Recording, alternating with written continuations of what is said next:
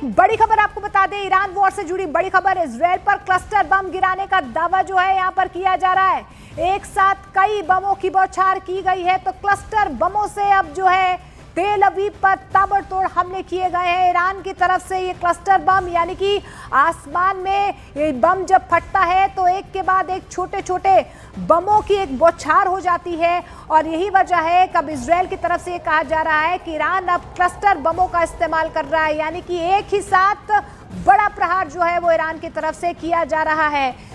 व्यापक तौर पर नुकसान जो है इन क्लस्टर बम से होता है, और दावा यही किया जा रहा है कि अब ये जंग जो है और ज्यादा भीषण होती हुई नजर आ रही है, क्योंकि ईरान ने देखिए एक साथ किस तरीके से बमों की बारिश जो है वो आसमान से की है। ये क्लस्टर बम हम आपको दिखा रहे हैं कि किस तरीके से घातक हो सकते हैं ये क्लस्टर बम। एक के बाद एक क्लस्टर बम्स की बौछार नजर आ रही है।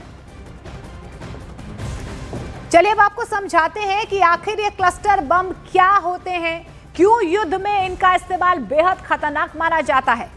दरअसल आपको बता दें कि क्लस्टर बम ऐसा हथियार है जो एक ही वॉरहेड में छिपे कई छोटे छोटे विस्फोटकों से बना होता है। मिसाइल या बम हवा में पहुंचकर खुलता है और दर्जनों बॉम्बलेट्स बड़े इलाके में फैल जाते हैं। ये छोटे छोटे विस्फोटक जमीन पर गिरते ही अलग अलग जगह धमाके करते हैं, जिससे एक साथ कई इलाकों में तबाही फैल सकती है।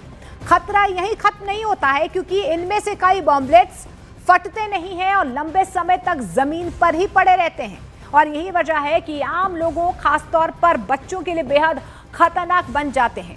नागरिक इलाकों में इनके इस्तेमाल में भारी नुकसान होता है, इसलिए दुनिया के कई देशों ने क्लस्टर बमों के इस्तेमाल पर प्रतिबंध भी लगा दिया है। और अब इजराइल की तरफ से दावा किया जा रहा है कि ईरान इन क्लस्टर बमों का इस्तेमाल कर रहा है। क्लस्टर बम का असर सिर्फ एक धमाके तक सीमित नहीं रहता है, बल्कि इसकी तबाही जो है कई स्तरों पर फैलती है।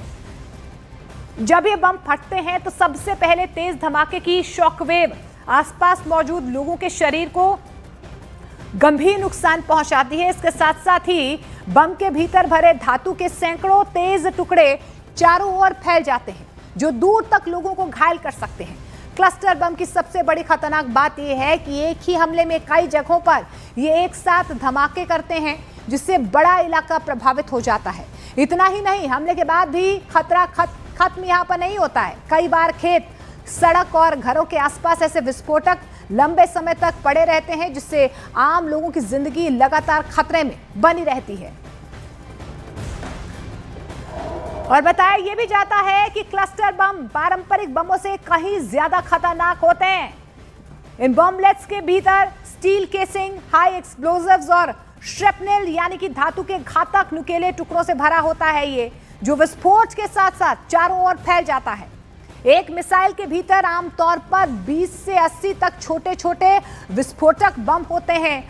हर बॉम्बलेट में करीब 2.5 किलो तक शक्तिशाली विस्फोटक सामग्री भरी रहती है। मिसाइल हवा में पहुंचकर खुलती है और ये बॉम्बलेट्स करीब 5 से 8 किलोमीटर तक के इलाके में फैल सकते हैं। जमीन पर गिरते ही तेज धमाके के साथ धातु के घातक टुकड़े चारों तरफ फैल जाते हैं, जिससे बड़े इलाके में भारी तबाही और जान माल का खतरा पैदा हो जाता है। और देखिए, इजराइल में एक दिन ऐसा नहीं गुजर रहा है जब ईरान उस पर मिसाइल ना दाग रहा हो। इसी भीषण हालात से सीधे इजराइल के तेल अवीव से देखिए न्यूज़ 18 इंडिया के रिफत अब्दुल्ला की ये खास रिपोर्ट। लगातार सायरन बज रही है, मैं टेल अवीव में हूं, आप देख सकते हैं।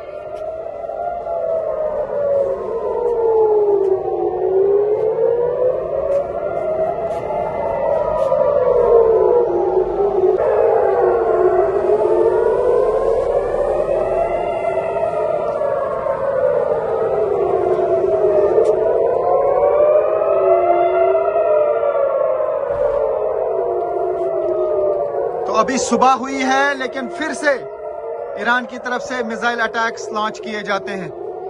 ये सुन सकते हैं आप, बार बार जो है मिसाइल अटैक ईरान की तरफ से लॉन्च किया जा रहा है।